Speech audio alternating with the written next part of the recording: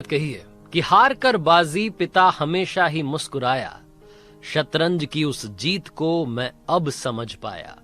Hi guys, मेरा नाम है आरजे कार्तिक। एक छोटी सी कहानी। ये कहानी नई नवेली बहू की, जो जैसे ही ससुराल में गई उसे अपनी सास से चिढ़ होने लगी। जैसा कि बाकी बहुओं को लगता है कि सास हमेशा टोकती हैं, फालतू की बातें करती हैं, फालतू का ज्ञान देती हैं जिसकी रिक्वायरमेंट नहीं है, इस बहू को भी वही लगने लगा। इसने अपने पति से कहा कि क्यों नहीं हम इस घर को छोड़ करके अलग जगह पर जाकर के रहने लगते हैं, रेंट पर एक 2 BHK ले लेते हैं। पति को लगा कि ये तो गलत हो रहा है। पति ने अपनी पत्नी को समझाया और ये बताया कि माँ सही कहती है। पति भी माँ का पक्ष लेने लगा तो बहू को और गुस्सा आने लगा। एक दिन वो चिढ़ करके लड़ाई करके अपने मायके चली गई। उसके पिताजी वैद्य थे, आयुर्वेद की दवाइयों का उन्हें ज्ञान था। तो जाकर के पिताजी से कहा कि पापा को ऐसी दवाई दीजिए, ऐसा जहर की पुड़िया दीजिए कि मेरी सासू माँ हमेशा हमेशा के लिए खत्म हो जाए। मैं उनसे पीछा छुड़ाना चाहती हूँ, मैं नहीं चाहती कि अब उनके साथ में रहूं। तो पिताजी ने कहा कि बेटा, मैं जहर की पुड़िया तुम्हें कैसे दूं? तुम्हें जहर दूंगा, तुम जाकर के सासू माँ को जहर दोगी, उनकी मौत हो जाएगी, पुलिस आएगी, तुम्हें पकड़ेगी, फिर तुम तक जहर पहुंचाने के आरोप में मुझे पकड़ेगी, हमारा पूरा परिवार तबाह हो जाएगा।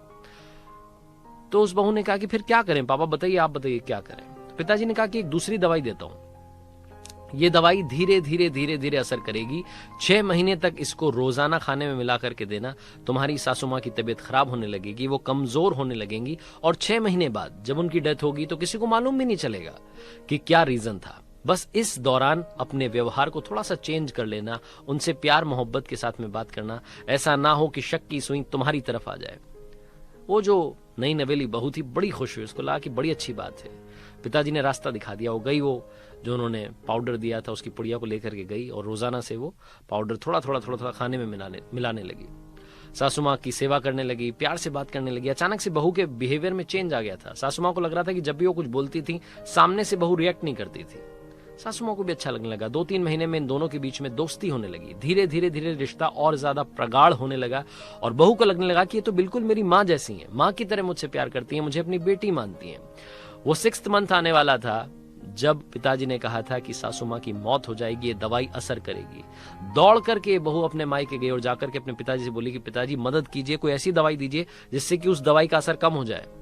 तो इसके जो वैद्य पिताजी थे वो हंसने लगे और बोले कि वो दवाई किसी को मारने वाली थी ही नहीं, वो जो पाउडर था वो चूर्ण था हाजमे वाला, और मैंने तुम्हें सिर्फ इसलिए दिया था ताकि तुम्हारे मन को सांत्वना मिले, तुम्हारे बिहेवियर में चेंज आ जाए।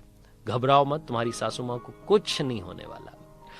छोटी सी कहानी बहुत बड़ी बात सिखाती है। पेरेंटिंग बहुत ज्यादा इंपॉर्टेंट है, और लाइफ में कभी भी आपको लगे कि आपको सब कुछ आ गया है, तब भी आपको माँ बाप की सलाह की जरूरत हमेशा रहेगी।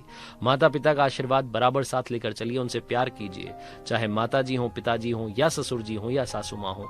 अपनों से बड़ों का सम्मान कीजिए, आपकी लाइफ में खुशियां गारंटीड आएंगी। आरजे कार्तिक बस यही कहेगा, अपनों के आशीर्वाद के साथ, अपनों के प्यार के साथ कर दिखाओ कुछ ऐसा कि दुनिया करना चाहे आपके जैसा। याद रखिए, हर सोमवार सुबह 9:30 बजे मेरे YouTube चैनल पर देखिए एक नई कहानी।